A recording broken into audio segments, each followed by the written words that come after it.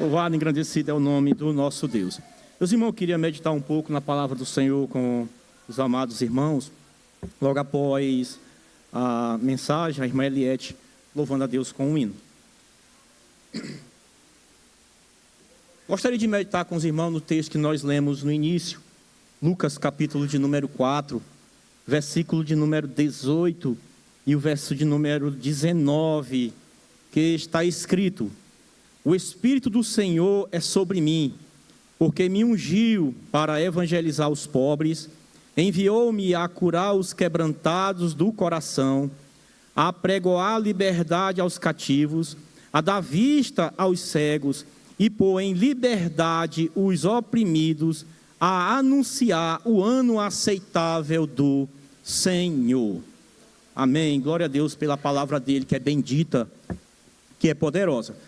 Meus queridos irmãos, o texto que nós lemos de Lucas, capítulo 4, e o verso de número 18 e 19, é um texto bem conhecido também no livro de Isaías, no capítulo de número 61, verso 1 e 2.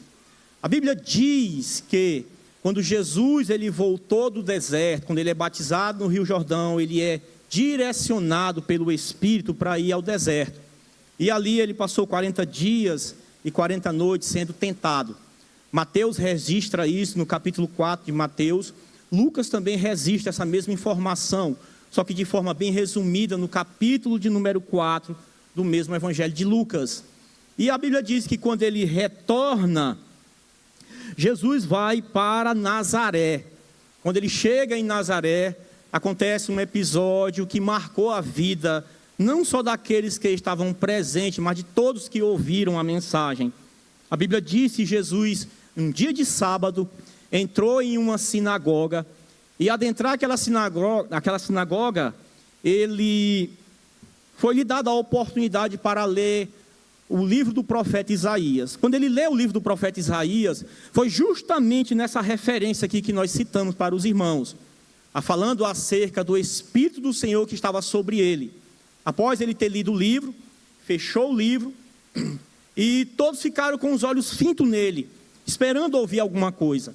De repente, Jesus toma a palavra e diz: hoje se cumpriu esta palavra em vossas vidas.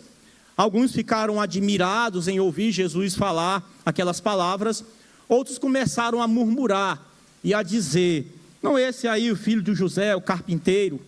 O fato é que muitos se escandalizaram por causa desse anúncio que Jesus deu. Lembrei do irmão Raimundo, por causa desse brado que Jesus deu. E o fato é que quando ele cita, pegaram ele, levam ele para fora para o matarem, só que a própria Bíblia vai dizer que ele saiu entre eles e ninguém conseguiu matar ele porque não era chegada a hora dele, não era chegada a hora dele morrer. Isso se cumpre tempos depois, onde ele morreu uma morte horrenda, morte de cruz, que era uma das mortes mais cruéis da época. Mas o que nos chama a atenção no texto é que Jesus ele vai citar que o Espírito do Senhor estava sobre ele. E esse Espírito que estava sobre a vida de Jesus, primeiramente a gente vai ver ele se manifestando através da mensagem que o anjo trouxe para Maria. Lucas capítulo 1, verso de número 35, a Bíblia diz que o Espírito, o poder do Altíssimo ia envolver Maria, e o santo que ia nascer do ventre dela, do útero dela, seria chamado Filho de Deus. Então Jesus, ele era cheio do Espírito desde o útero da mãe dele, desde o ventre da sua mãe, ele já era cheio do Espírito. Certa feita, quando ele aparece à beira do Rio Jordão, no capítulo de número 1 e o verso de número 29 do Evangelho de João, o próprio João declara, João Batista, quando vê Jesus, ele diz: eis aí o Cordeiro de Deus que tira o pecado do mundo.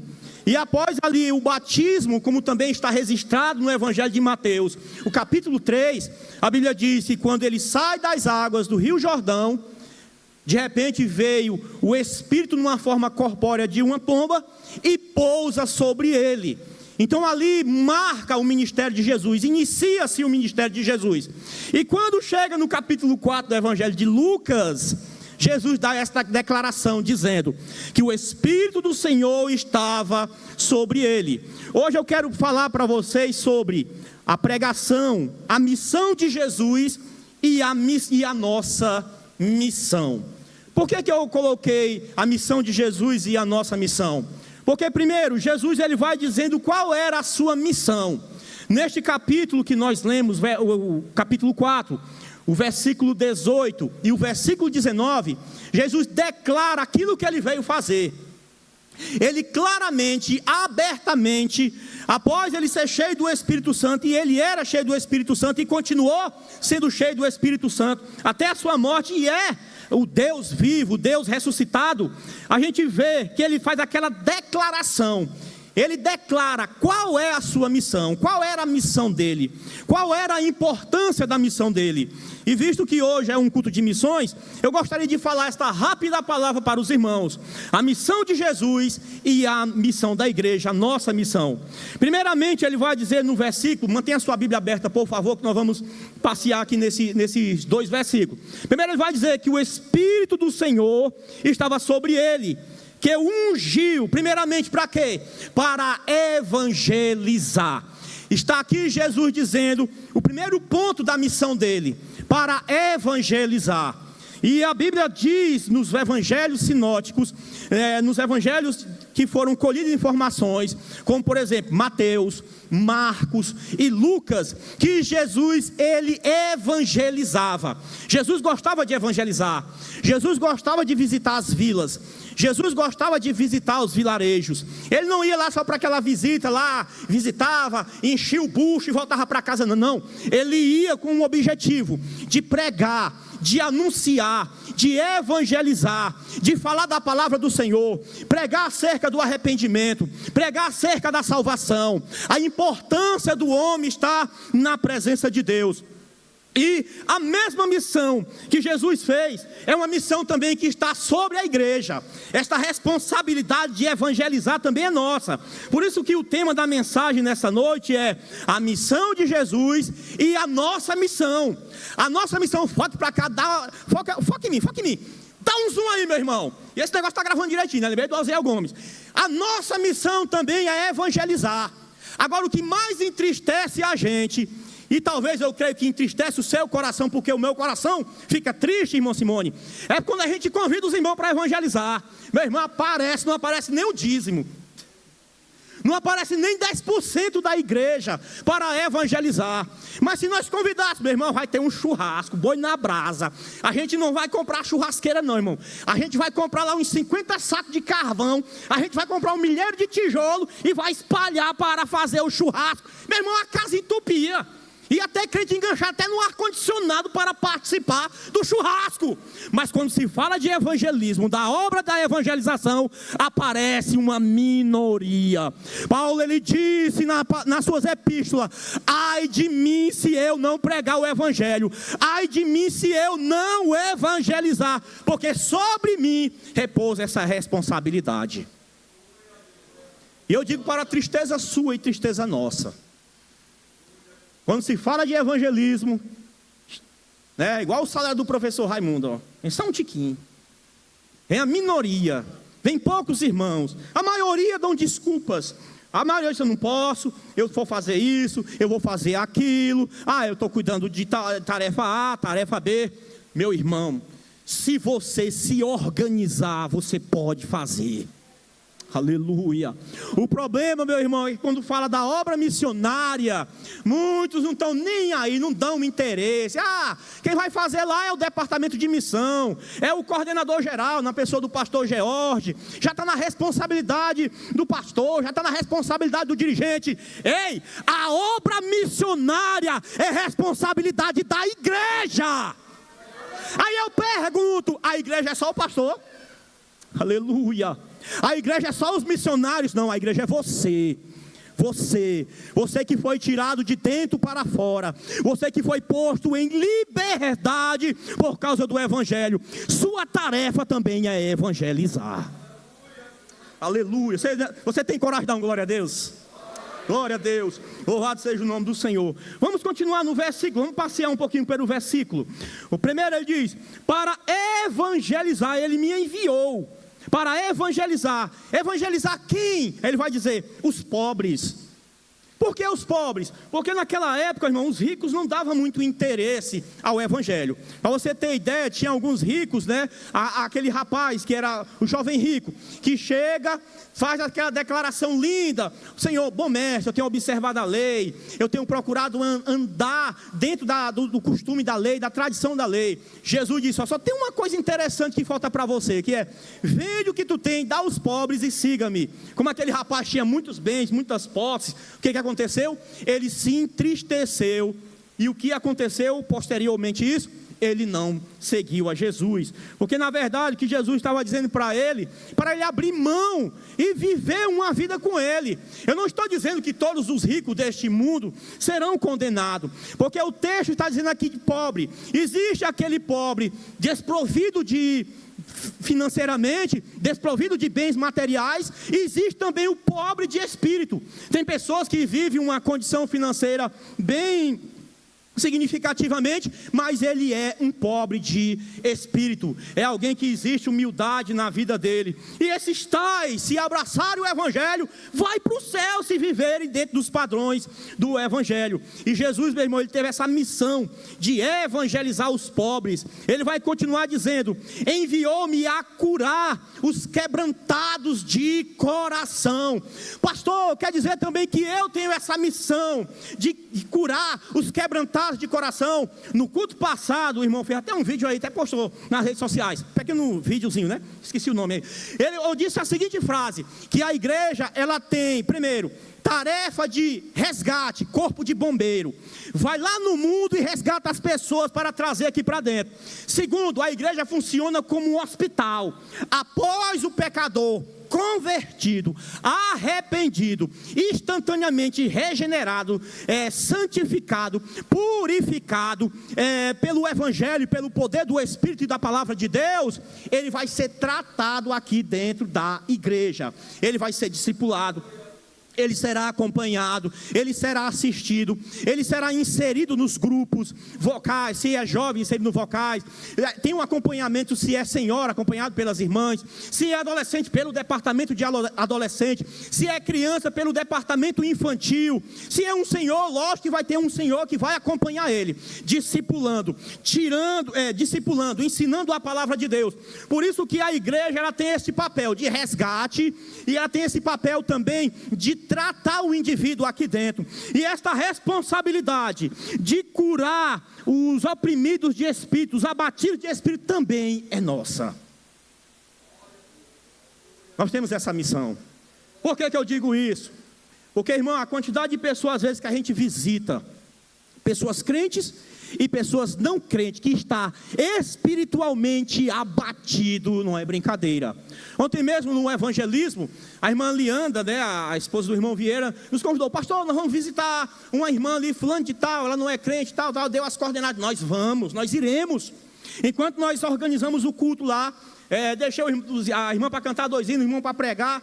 A gente foi lá rapidinho, fez a visita, e lá a gente pregando para ela, e ela dizendo: tem dia que eu estou tão para baixo, estou tão abatida, mas eu gosto quando alguém chega aqui e traz uma palavra para mim, porque eu gosto de ouvir a palavra de Deus. Lógico que a gente não vai arrancar o coração da pessoa, vai tratar e colocar de volta, mas o Espírito do Senhor, ele nos capacita, mas o Espírito do Eterno coloca palavras na nossa boca, para a gente levantar quem está abatido, para a gente erguer quem está caído, para a gente socorrer para quem está precisando de socorro.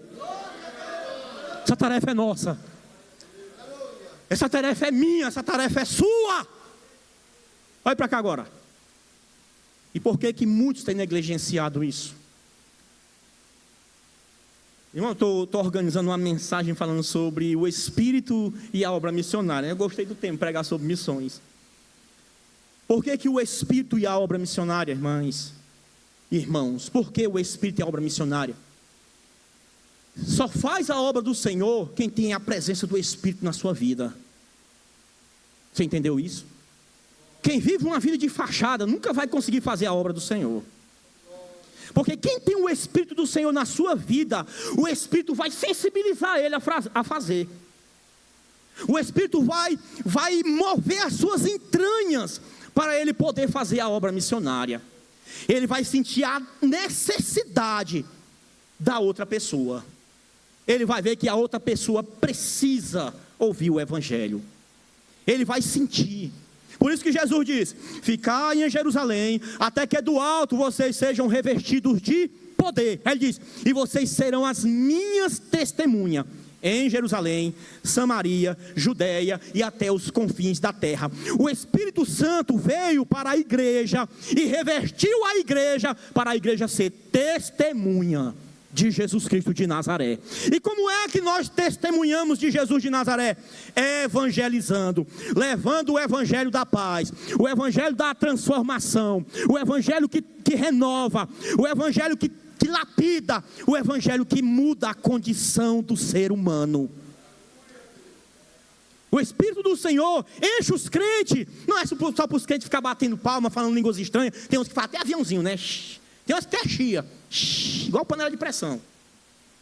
Não, foi só para isso não. O Espírito do Senhor, Ele nos encheu, está nos enchendo um dia após o outro, aleluia. É para evangelizar, é para pregar, é para anunciar o ano aceitável do Senhor. Então essa responsabilidade também, até de curar os aquebrantados do Espírito, é nossa. Eu esqueci o capítulo e o versículo agora, mas diz assim, né? Que uma boa palavra, ela formoseia o rosto. Está no livro de Provérbios, eu esqueci o capítulo e o versículo. Imagina, meu irmão, você vai visitar uma pessoa que está lá, ansiosa, às vezes está até em depressão, e de repente você vai com aquela disponibilidade. Eu não sei nem o que eu vou dizer, mas eu vou. Elaine, eu não sei nem o que é que eu vou falar lá, mas eu vou visitar ela. Quando você chega lá, é verdade, irmão Nil, o Espírito fala. Você abre a boca ali, às vezes tímido, mas de repente o Espírito começa a fazer você lembrar de passagens e referências bíblicas. O Espírito vai fazendo você lembrar de histórias, de outros acontecimentos. O Espírito vai colocando palavras na sua boca. E quando você pensa que não, aquela pessoa está chorando, mas não é de tristeza não. Sabe por quê? Porque o Espírito, ele é sensível. E quem é sensível à voz do Espírito, quando ouve a voz do Espírito também, as lágrimas começam a descer no rosto, e a pessoa começa a entender: é Deus que está falando comigo, é o socorro que Deus enviou para me levantar. Se eu fosse você nessa noite, aleluia, levantava a tua mão e glorificava o nome do Senhor por conta do seu Espírito. Porque o Espírito do Senhor nos ungiu. Agora eu estou trazendo aqui, colocando a palavra no plural. O Espírito ungiu Jesus, e o Espírito do Senhor está sobre a tua vida. Agora eu lembrei dos pregadores, né, que gostam de fazer isso. Quem tem a presença do Espírito na sua vida, adore a Jesus nesta noite. Quem sente a presença da terceira pessoa da triunidade, glorifica-o, glorifica-o, porque você está na presença dEle. O Espírito do Senhor está sobre a tua vida, igreja amada. O Espírito do Senhor está sobre a igreja. E este Espírito aqui não é um Espírito de covardia, não. Levanta a tua mão agora em nome de Jesus. É um Espírito de ousadia. É um Espírito de poder. É um Espírito de capacitação. Abaixo de cantaralhas. Aleluia. Aleluia. Louvado e engrandecido é o nome do Senhor. Vamos continuar. O Espírito do Senhor nos ungiu Jesus para evangelizar os pobres. Ele enviou para curar os quebrantados de coração, apregou a liberdade aos cativos. Meu irmão, para quem gosta de montar sermão, uma aula rápida de homilética. Esse texto aqui já é um sermão pronto. É um sermão montado já.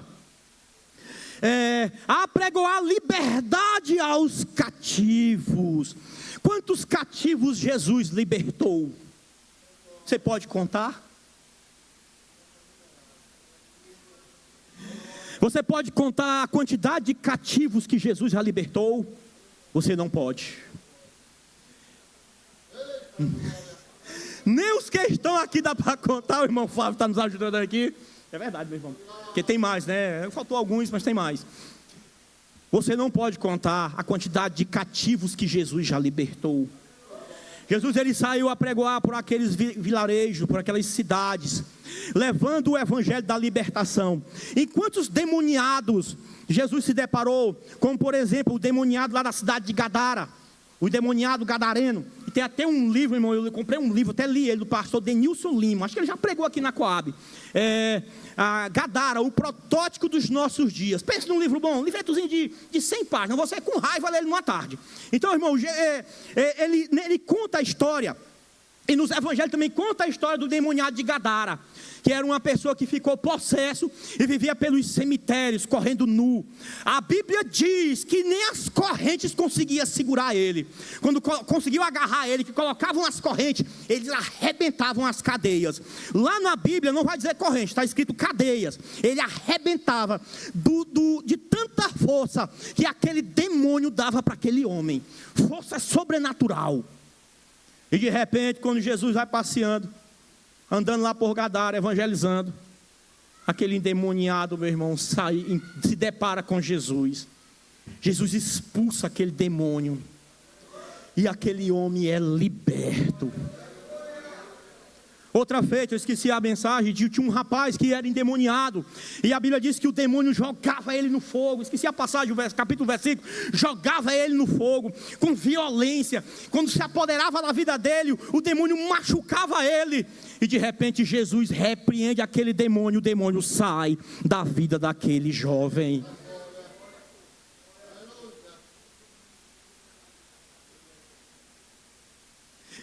É verdade, irmão. E o endemoniado de Gadara, após a sua conversão, ele foi pregar.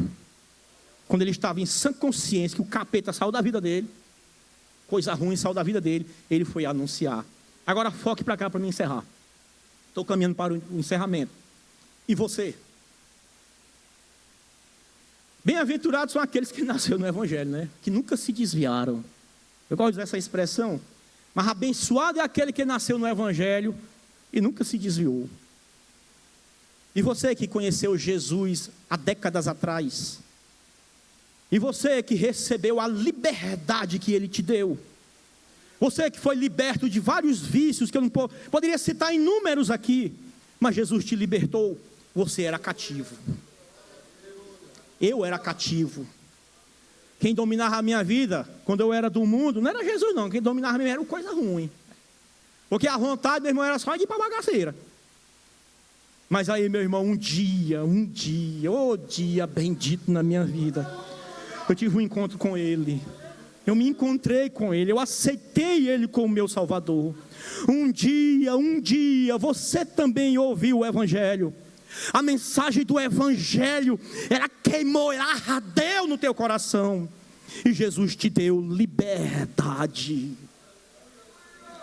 Olha para cá, foca em mim. E essa mesma liberdade que Jesus lhe deu, que você vive ela hoje, que eu vivo ela hoje, nós podemos levar essa liberdade para outras pessoas. Volto a repetir, ontem eu não fiquei zangado não, porque quando eu me estresso, eu fico com raiva de mim mesmo. Entendeu? Eu não gosto muito de me estressar não. Mas ontem eu fiquei triste, irmãos. A quantidade de crentes que tem aqui na Getsemane. E quando a gente marca o evangelismo, todo empolgado, mesmo eu estava mais empolgado que pinta em beira de pilão, irmão. Marcamos os cultos.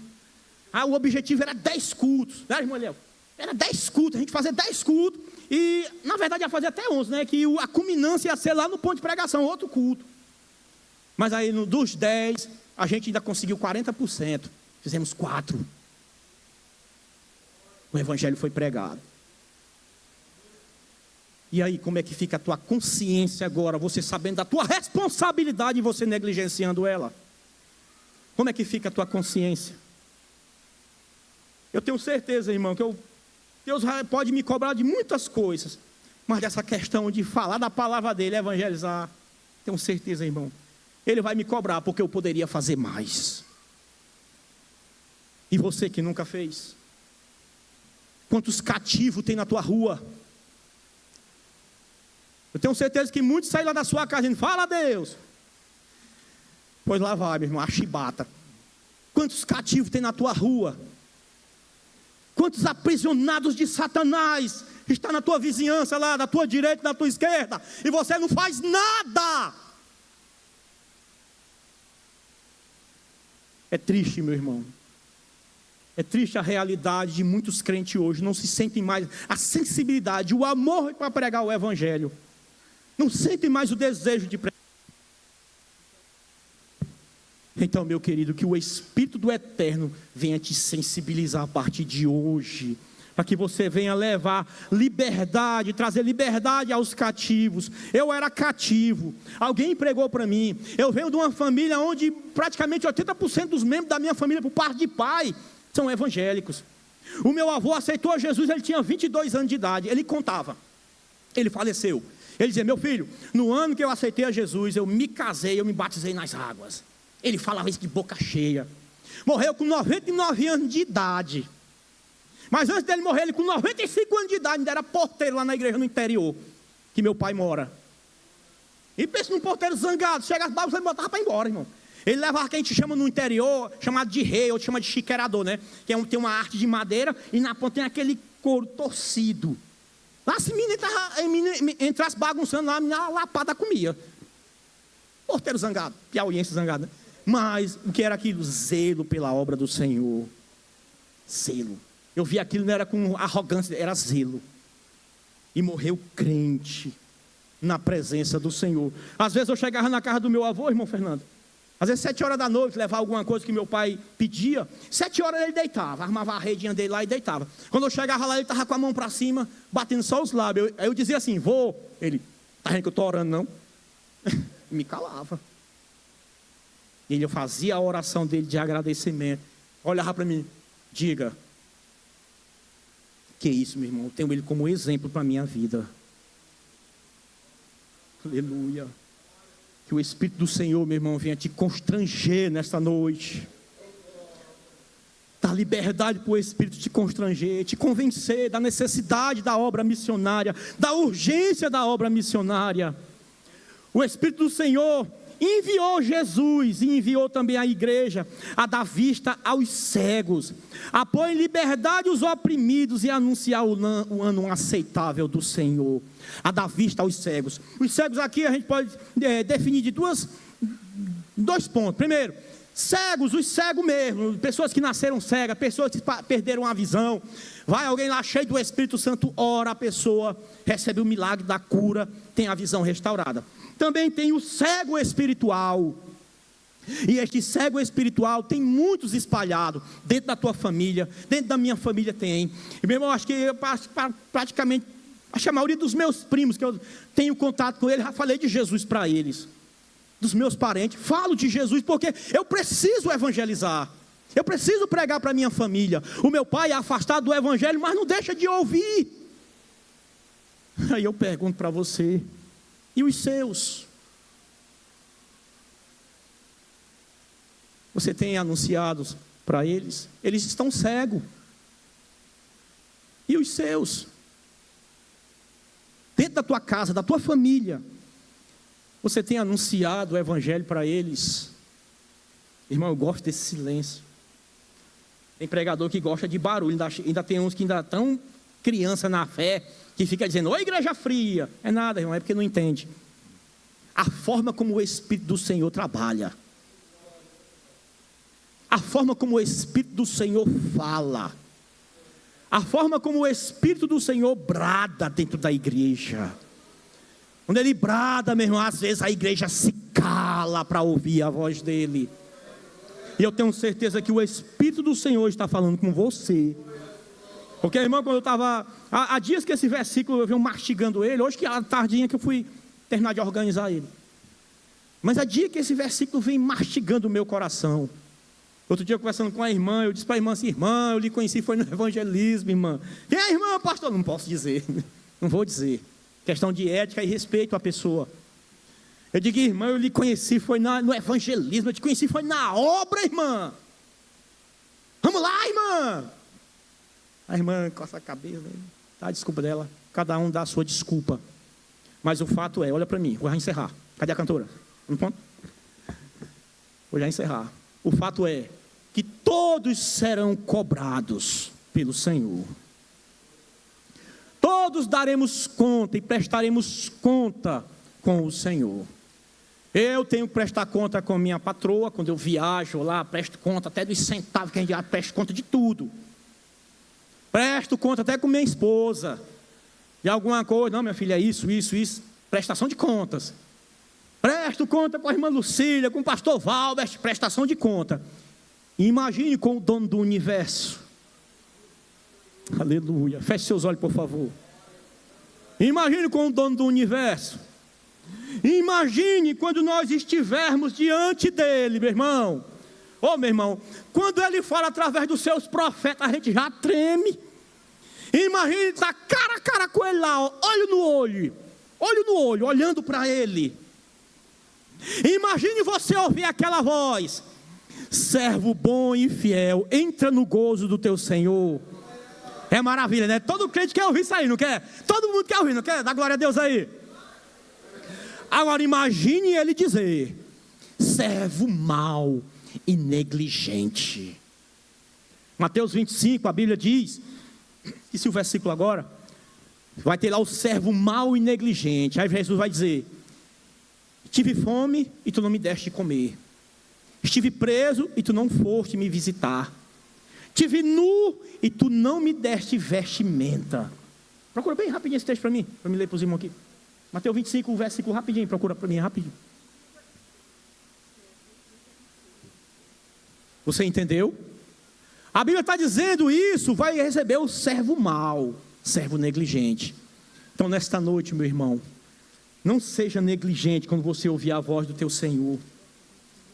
O versículo, esqueci. É rapidinho, irmãos, para encerrar.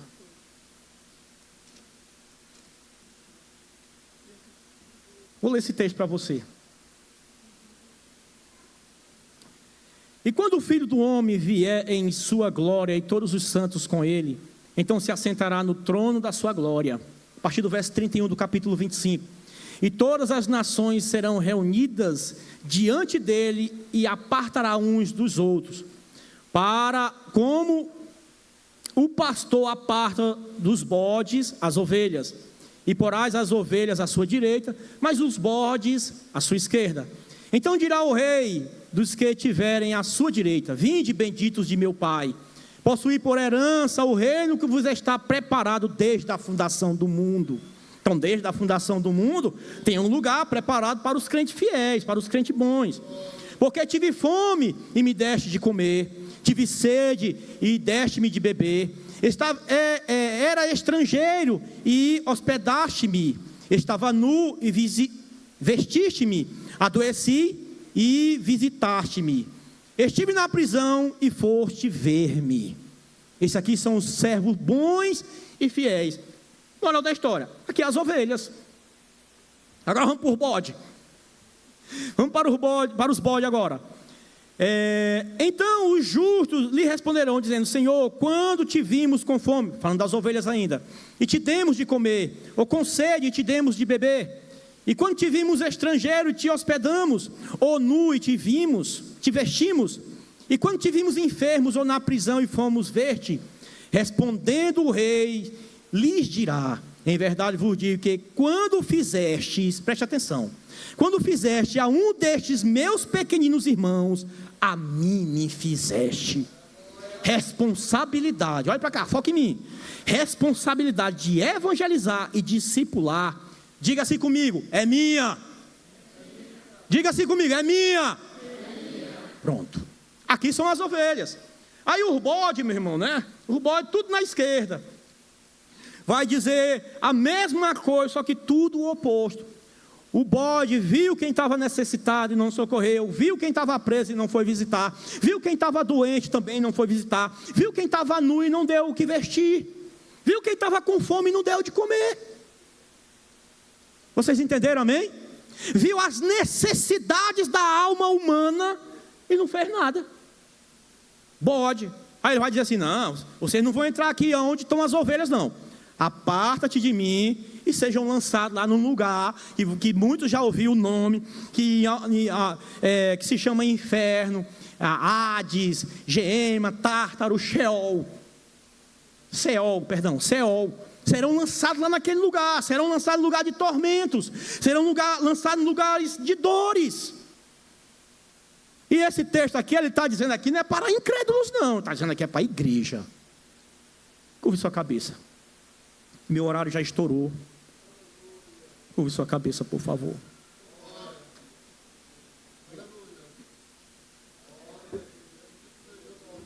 Eu vejo, olhos fechados, por favor. Eu vejo pessoas que, irmão, tem tantos afazeres durante o dia. Mas quando tem ela fica caçando onde é que tem um evangelismo para ela ir. Às vezes a gente pensa que a pessoa não tem nada o que fazer. Ela fica caçando onde é que tem um evangelismo. Onde é que tem uma vigília para mim ir, para eu ir, né? A palavra correta é para eu ir. Onde é que tem uma reunião dos crentes para mim estar presente, participando, evangelizando, pregando. Tem pessoas, irmão, que atravessam a Macedônia todinha, o Bacabal todinho para ir pregar em outros bairros. Eu admiro pessoas assim. Eu glorifico a Deus por vida de pessoas assim. Porque sentem a necessidade, sabe da necessidade, sabe do perigo que a pessoa que está lá no mundo está correndo. Eu sei que você tem tarefas a fazer. Você tem seu lar para organizar. Às vezes tem muitos aqui que têm maridos, irmãs têm maridos que não são crentes, que não entendem. E às vezes tem maridos, continue com os olhos fechados, por favor, não abra os olhos. E tem maridos que são crentes, e infelizmente às vezes, meu irmão, impede a esposa de fazer alguma coisa para Deus. Você será cobrado disso aí também. Aleluia. Tem maridos que às vezes se torna pedra de tropeço dentro da sua casa. É um ciúme, meu irmão. Não é ciúme, mas não, é doença. Existe o ciúme de cuidado, existe o ciúme de proteção que a gente tem que ter. Isso é normal, isso é natural. Existem pessoas que são doentes de ciúmes. Existem esposas que às vezes são pedra de tropeço para os seus maridos. Os seus maridos, o coração está ardendo para pregar. A esposa: não, tu vai lá te agarrar com fulano de tal, blá, blá, blá, blá, blá, blá, blá, blá. Você também será cobrada. Pede para Jesus te libertar dessa doença, meu irmão. Pede para Jesus te curar deste ciúme doentio. Eu tenho minha esposa bem aqui, eu já contei para os irmãos. Depois da gente casada, ela já foi 2 vezes para missão de férias. Não foi 3, mas foi 3 já, 3 vezes missão de férias. Antes de completar 1 ano, irmã Elma, meu filho, meu coração está queimando, eu quero ir para a missão de férias. Eu digo: vai, mulher, vai que é tua, Tafarel. Passou 1 mês lá em Sambaíba pregando o evangelho. Escute o que eu vou dizer. E veio pessoas querendo me encher minha cabeça. Graças a Deus eu sou vacinado contra muita coisa. Irmã Joelma dizendo assim: e a tua esposa lá? Isso era assim, irmão, e a tua esposa está lá e tu está aqui. Eu digo: eu sei a esposa que Jesus me deu, eu conheço ela, eu sei o caráter dela, eu sei quem é que está na vida dela. E quando chegou, passou mais 6 meses, Douglas: rapaz, eu quero ir para a missão de férias. Eu digo: ai, que é tua, Tafarel. Não podia ir, ela estava de férias. Foi lá para o Lapela. Passou mais 15 dias lá. Quando chegou, passou mais 2 anos. A minha esposa: meu filho, eu quero ir novamente para a missão de férias. Era uma cidade aqui, esqueci até o nome. Eu digo: vá, minha filha. Depois de 2 anos, vá. Não quero ser pedra de tropeço na sua vida, não. Meu filho, só é 15 dias. Eu digo: meu filho, eu aguento a saudade, eu suporto. E quando dava tempo, lá era ruim de celular, a gente conversava ali, nem que seja 5 minutos, caía a ligação. Eu tenho minha esposa como um exemplo na minha vida. Eu abri mãos. 1 ano de casado. A gente completou 1 ano de casado. Sabe onde é que ela estava? Ela estava em Sambaíba. Eu aqui em Bacabal. Saudade da minha costela, mas ela estava lá pregando o evangelho.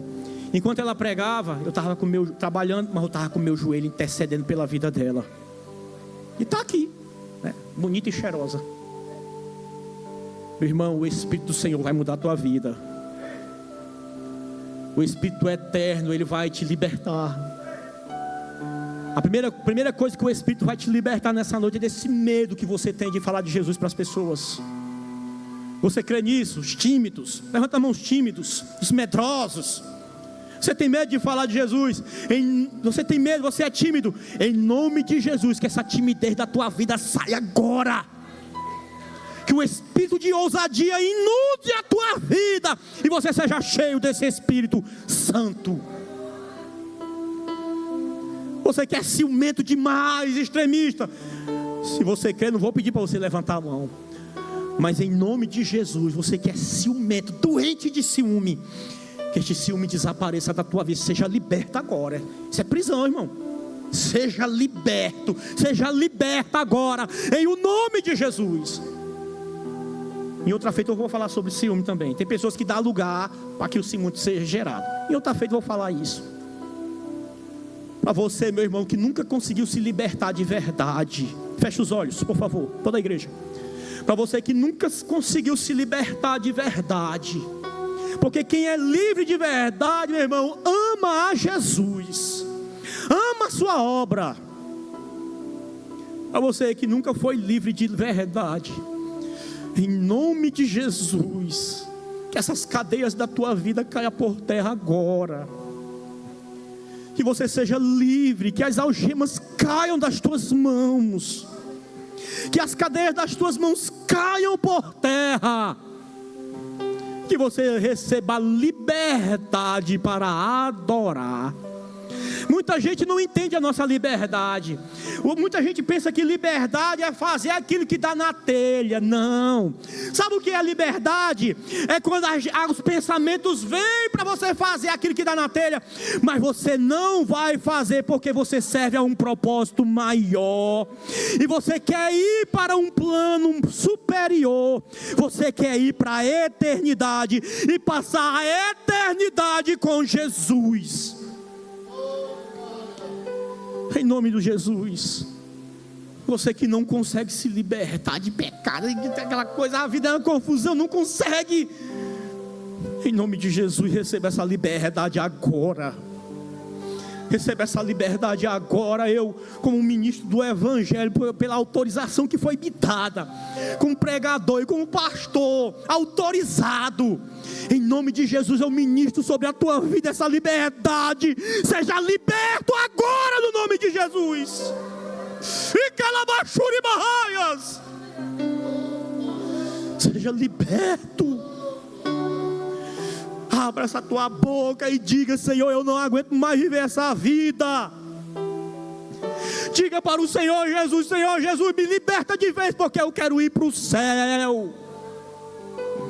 Pecado mata, irmãos. Pecado destrói. Em nome de Jesus, Jesus vai estar te libertando. Ai, pastor, não estou vendo nenhum movimento de Jesus para libertar. Não precisa, meu irmão. É que nem alguns movimentos por aí pregam, sacudir todo mundo. Não, não, não. Jesus, Ele está trabalhando no teu interior, dentro de você. Ele está movendo, Ele está arrancando aquilo que desagrada a Ele, para que você venha servir Ele com liberdade.